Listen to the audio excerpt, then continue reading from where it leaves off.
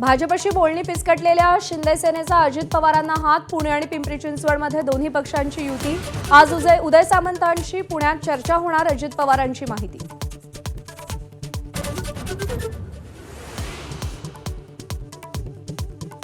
बंडखोरांना शांत करण्यासाठी मुख्यमंत्री स्वतः त्यांच्याशी संवाद साधणार. माघार घेण्यासाठी अपक्षांनाही फोन. राजकीय पुनर्वसन करण्याचं आश्वासन देणार.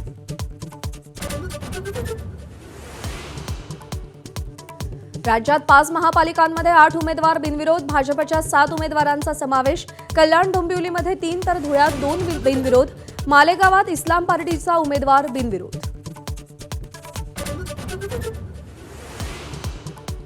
पुण्यात एकनाथ शिंदेंच्या शिवसेनेच्या उमेदवारांना चक्क एबी फॉर्म मिळाला.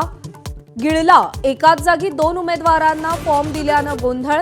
पोलिसांकडून उद्धव कांबळेंवर गुन्हा दाखल. शोध सुरू.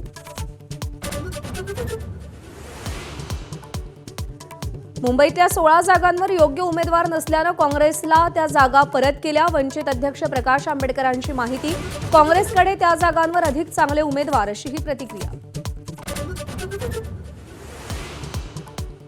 आदित्य ठाकरेंच्या वरळी मतदारसंघात 6 पैकी 3 प्रभागांमध्ये बंडखोरी झाल्याचे चित्र.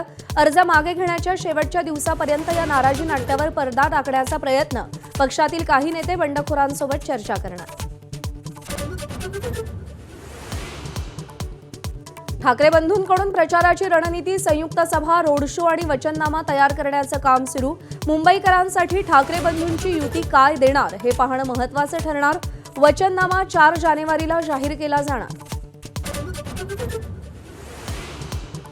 महापालिका निवडणुकीत आज आणि उद्या अर्ज माघारीचा दिवस. अर्ज भरलेल्यांची मनधरणी करताना सगळ्याच नेते मंडळींचा कस लागणार. 33,306 उमेदवार रिंगणात. सदानंद दाते यांची राज्याच्या पोलीस महासंचालकपदी नियुक्ती. 3 जानेवारीला पदभार स्वीकारणार. पोलीस महासंचालक म्हणून दातेंचा 2 वर्षांचा कार्यकाळ असेल. साताऱ्यामध्ये आजपासून 99व्या अखिल भारतीय मराठी साहित्य संमेलनाला सुरुवात. दुपारी 3 वाजता ग्रंथदिंडी. 4 दिवस सारस्वतांचा मेळा चालणार. भीमा कोरेगावमधल्या विजयस्तंभाला अजित पवार, प्रकाश आंबेडकरांकडून अभिवादन. व्यवस्थेवर दोन्ही नेत्यांचं समाधान. आज दिवसभर भीम अनुयायांची गर्दी वाढणार. नववर्षानिमित्त भाविकांची देवदर्शनानं सुरुवात. राज्यातल्या अनेक मंदिरात भाविकांची रीघ. शिर्डी, कोल्हापुरातील मंदिरं भाविकांनी फुलली.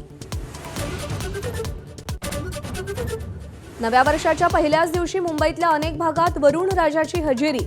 भल्या पहाटेच पावसाची रिपरिप सुरू झाली.